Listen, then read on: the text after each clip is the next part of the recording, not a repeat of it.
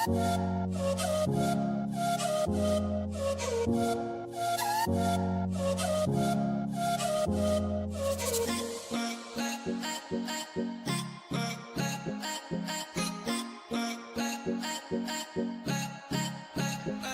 Guys, good morning, welcome to my first blog. ये है मेरा लाइफ का फर्स्ट ब्लॉग।